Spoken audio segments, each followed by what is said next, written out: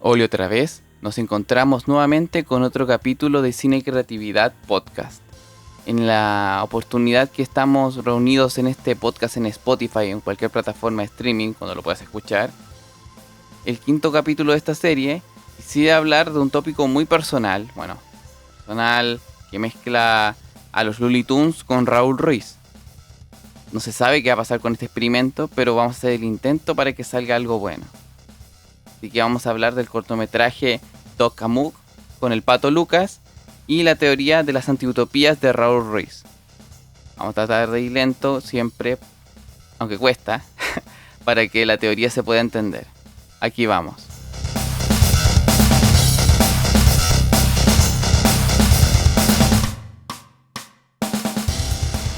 Aquí les doy el pase para que puedan ver el cortometraje en el momento que puedan, cuando estén en YouTube, porque está en YouTube. No está en plataformas de streaming, por lo que tengo entendido, Doc Amok, pero se pueden encontrar fragmentos en YouTube, así que para eso sirve algo. Por una de esas les dejo un link en la descripción de este podcast para que lo puedan ver. Y bueno, no voy a hablar a grandes rasgos de quiénes son los Looney Tunes. Yo asumo que todos los que están escuchando han visto a Bugs Bunny, al Pato Lucas, a San Bigotes, a Silvestre, a Piolín, o el nombre que le tengan puesto en otra parte de Hispanoamérica y del mundo. Son los cortometrajes que Warner Bros. Sacaba desde hace años, en los años 30, 40, 50, hasta medio de los 60 por ahí, un poquito, que mostraban aventuras de situaciones de animales de granja, en situaciones hilarantes, cómicas, tragicómicas y otras emotivas. Con este cortometraje de hoy día puede generarse un diálogo bien interesante con las teorías de Raúl Ruiz, que probablemente haya sido una persona que vio los cortometrajes de los Looney Tunes cuando era joven, cuando era niño, en los años 50, 60 en Chile, pero que al mismo tiempo les hacía la crítica feroz con sus teorías del cine. Y una de esas teorías que quiero plantear aquí es la de las antiutopías. Ahora, pensemos que una utopía es cuando estamos pensando en la perfección pura, lo sublime, como la gran ciudad o la gran película que es perfecta. La perfección, se quiere decir. Y para entenderlo con esa analogía, Raúl Ruiz decía que las antiutopías son lo opuesto. La otra cara de la moneda, se quiere decir. En ese sentido, si pensamos en una antiutopía o una versión de antítesis de la película, las de Buster Keaton, de Charlie Chaplin, sería La Tragedia, una película que está inspirada en las obras de Shakespeare o cualquier obra que cumpla un factor trágico o elemento que haga llorar, sufrir. En cambio, las comedias de Buster Keaton y Charlie Chaplin te hacen reír, por momentos te hacen llorar, de alegría, de emoción.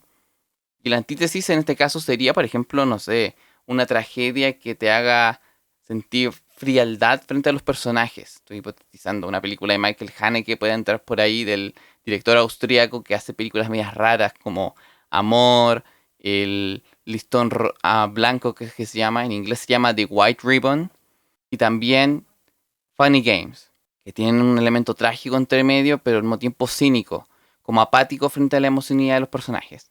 Pero volviendo al punto de las antitopías de Ruiz, lo que él hace es cuestionar la idea principal de lo que es la utopía cinematográfica, que quiere hacerse como un discurso estructurado, ordenado, como si fuera un ensayo, y que ese ensayo venga a ser desorganizado, contradictorio, absurdo. Y en ese sentido es el motivo por el cual elegí el cortometraje Doc Amok con el Pato Lucas de los Looney Tunes. En grandes palabras, este cortometraje empieza con el Pato Lucas entrando en escena como un mosquetero, un caballero medieval o cualquier cosa medieval, con una espada como, atentos, vamos a luchar aquí.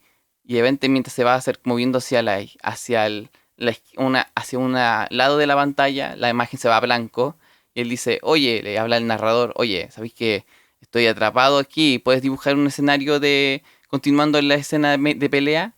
Dice, el narrador empieza, como en forma de lápiz, empieza a dibujar todo, pero dibuja una playa. Después dibuja una secuencia de nieve. Y así va, y el narrador hace un juego o el dibujante en este caso, que es el narrador, el dios omnipresente del cortometraje, empieza a pelear con el Pato Lucas, no a través del diálogo, sino a través de gestos animados con el humor.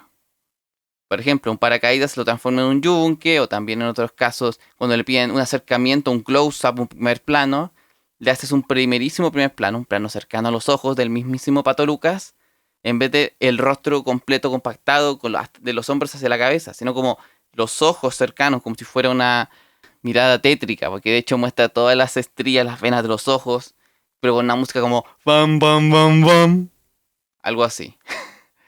Llega a dar risa por el tono que tienen los cortometrajes de los Looney Tunes, que hace eso.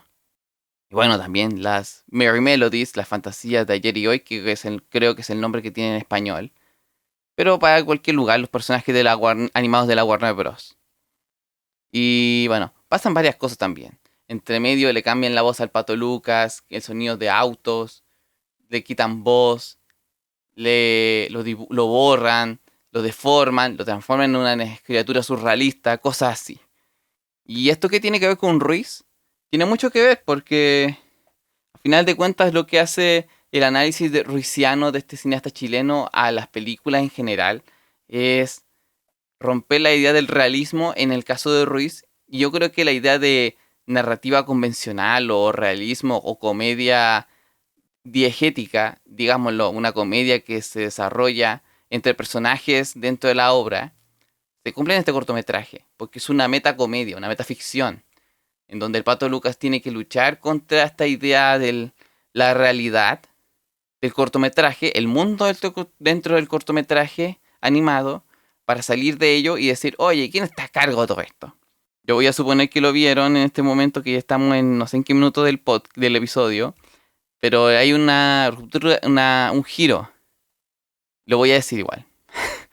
No como, porque yo asumo que lo han visto y no es como cuando hice el capítulo de One Battle After Another de Paul Thomas Anderson, en el que en realidad el que está timando, bromeando al Pato Lucas en esta secuencia animada es un dibujante. Y el dibujante es nada más y nada menos que ya Bugs Bunny.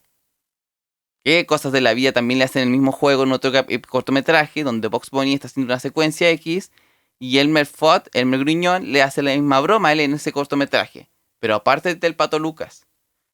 Así que podemos decir que en vez de ser una comedia tradicional o una tragedia que no lo es, sino es una comedia, no es una comedia en que los personajes, necesariamente en que los personajes se relacionan entre sí, sino que son un personaje que rompe su noción de realidad hasta el punto de llegar a la locura y reírnos de esa situación. Puede haber diferencias en que Ruiz lo que hace con sus antiutopías es generar el distanciamiento del espectador con la película. En este caso, puede haber una especie de lectura metacinematográfica con humor, pero siempre siguiendo un esquema con el cortometraje de los Looney Tunes. Y en ese sentido es interesante lo que hace el equipo de la Warner Bros. Pero también puedo mencionar otros casos que, bueno, van a ser más rebuscados porque yo no sé muy bien qué público está viendo este podcast, pero si lo ve alguien que no conoce cine y solamente ha visto cosas comerciales, es cosa de ver Deadpool. Deadpool usa mucho ese dispositivo de la metacomedia, la comedia sobre la comedia, en el cine de superhéroes, donde se rompe la cuarta pared, el Deadpool, que es Ryan Reynolds, Wade Wilson, como le quieran llamar al personaje, habla a cámara y dice como, hola, aquí estamos de nuevo en esta película. Y yo lo que les vengo a decir es que tuve que lamer suelas de un tal W y termina con Wolverine, refiriéndose a Wolverine, a Hugh Jackman, el actor que hace a Wolverine en las películas de X-Men. Que curiosamente es el mismo estudio Fox que produce las películas de Deadpool. Hasta hace unos años que ahora Fox es de Disney, así que hay un juego ahí entre medio.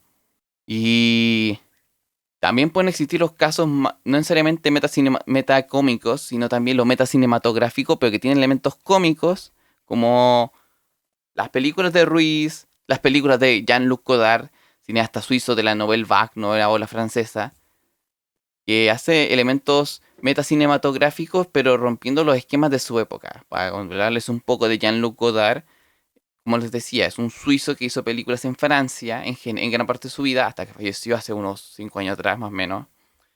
Y él contaba este experimento de las películas como dispositivos para hablar de filosofía, al final de cuentas. Y esa filosofía es que el cine es una especie de montaje. No es un montaje así como ya voy a unir dos planos en Premiere o voy a unir dos imágenes en, en cinta y las pego con pegamento. No. Es un montaje en el sentido que es una ilusión, una ficción, una mentira, una falsedad. ¿Ya? Entonces, si vamos por esa idea, la falsedad es lo que hace que Godard en sus películas hable de esta idea del cine como un dispositivo cómico, en la medida en que uno lo ve y dice, oh, qué buena, está bufándose del mundo de la película, no estamos sintiendo el drama, estamos burlándonos del drama. Me explico. La ópera prima, el largometraje de Godard, que se llama Sin Aliento, juega toda una secuencia de cortes tempranos donde no se sigue el eje. Para los que son audiovisuales y cineastas saben a qué me refiero, pero por ejemplo, si yo miro a la derecha, el personaje que tiene que mirar a otra persona a la izquierda. En este caso, yo giro a la derecha, la persona que responde está girando a la derecha, no a la izquierda. ¿Me explico? El plano contra plano se rompe en esa película. O también, por ejemplo, el, los cortes dentro del mismo plano. Estamos viendo un plano de una persona lavándose los dientes y de repente se corta la imagen y estamos una postura diferente, pero el mismo eje. Son jump cut eso. Esto es lenguaje cinematográfico básico, así que por eso lo estoy explicando para que lo entiendan. Y también les recomiendo Cine Aliento, que debe estar por ahí en algún lado, en plataformas no oficiales, como dicen por ahí en TikTok, los que recomiendan películas. Al igual que Doc Amok de los Looney Tunes o las películas de Raúl Ruiz que estén por ahí dando vueltas en YouTube, que yo sé que hay varias. O también, bueno, Deadpool y las películas y sus secuelas están en Disney Plus, así que las pueden ver si tienen la plata, si no, plataformas no oficiales, no voy a decir dónde.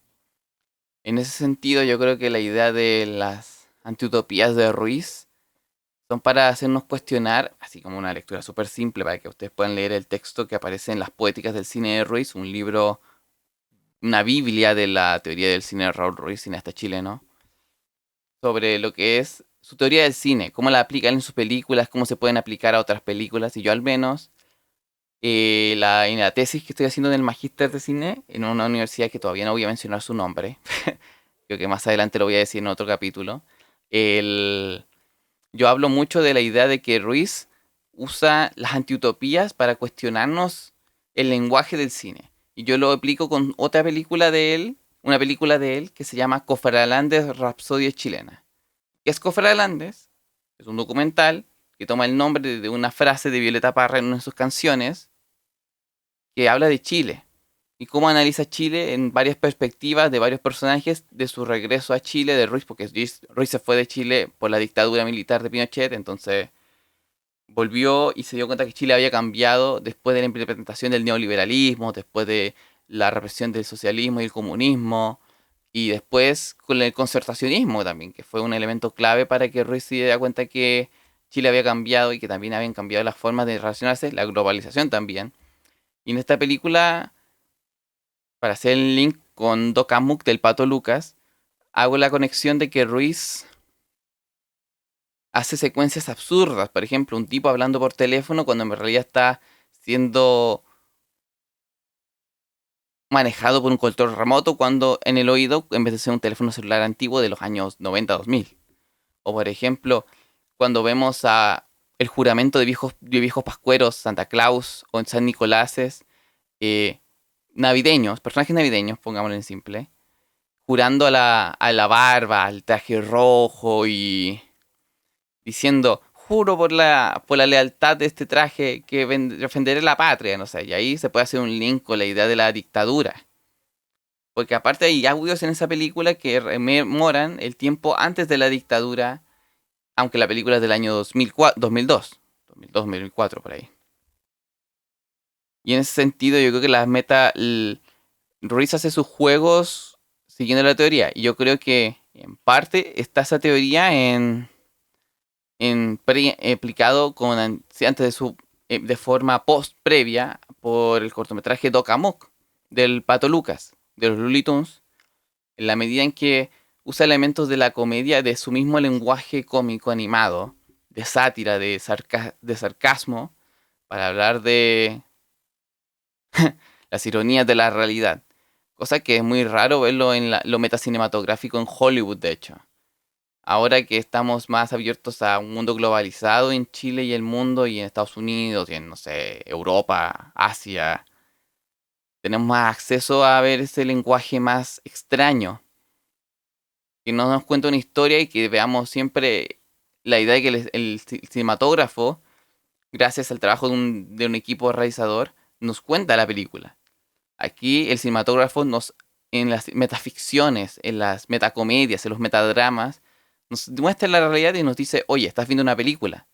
Nos rompe la incredulidad de ser espectadores pasivos, sino que nos hace espectadores activos, que nos hace preguntas.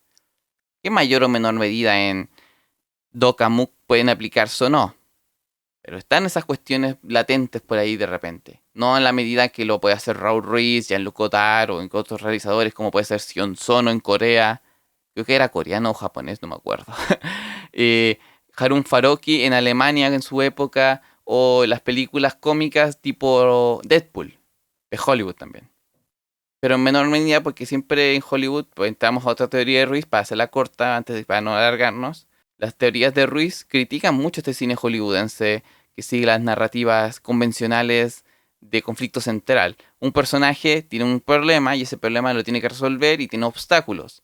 Por eso digo que la idea se puede leer un poco en este cortometraje hollywoodense animado, pero que tenga supeditado una narrativa convencional en que el Pato Lucas tiene un problema de que no puede ser comprendido por su realizador, su dibujante, y empieza a pelear con él y quiere tener una experiencia correcta para el público. Y empieza a buscar quién está a cargo de esta situación. Al final nos enteramos quién es el antagonista del cortometraje, que es Bugs Bunny. Y bueno, antes de terminar, bueno, los invito a que busquen el cortometraje Dokamuk en plataformas no oficiales o las películas que yo ya les mencioné durante este podcast, este capítulo. Y así tendrán también la posibilidad de leer los textos de Ruiz, que también están por ahí. Yo sé que la poética del cine, la primera poética, publicada en el año 95 más o menos, está en PDF por ahí dando vuelta en YouTube, digo, en Google. Debe estar por ahí dando vuelta en Google. Y nada, pues, o sea que así tendrán más acceso a la teoría del cine y a ver películas desde otro punto de vista y también para que vean la obra de Ruiz, vean los cortometrajes de Looney Tunes, de los Merry Melodies, de Warner Bros., si quieren de Disney, si quieren de la Metro Goldwyn Mayer, de Tom y Jerry, o de cualquier otro cortometraje animado contemporáneo, o series animadas que usan este juego. De hecho, cuento que Phineas y Ferb juegan mucho harto con la comedia metacómica, en la medida de que hace referencias, sátiras a otros modelos narrativos clásicos, o, o imágenes colectivas que tenemos nosotros, de la cultura hollywoodense, de la cultura popular de ellos, de Chile, del mundo, de donde sea. Y bueno, dejamos el capítulo hasta por aquí hasta ahora, sin antes decirles una invitación, que en 2 semanas más voy a exponer en el simposio de estética en la Universidad Católica de Chile, que se llama Estéticas del Horror. Y en el simposio, en ese simposio de horror, yo voy a hablar sobre el cine de Scott Barley, un cineasta experimental galés de Reino Unido, que hace películas de horror, pero un horror medio ambiental, contemplativo, como si fuera videoarte, como si fuera a ver un video largo de 5 horas, pero oscuro, con drones. Yo voy a hablar de eso en la ponencia de ese día, que va a ser el 7 de noviembre en la tarde, y voy a hacer un capítulo especial después de ese días después de esa ponencia para que puedan saber de qué hablé, para ampliar el paradigma de lo que se está hablando en este podcast. Espero que lo escuchen y si quieren saber más de cine, nos vemos. Un abrazo.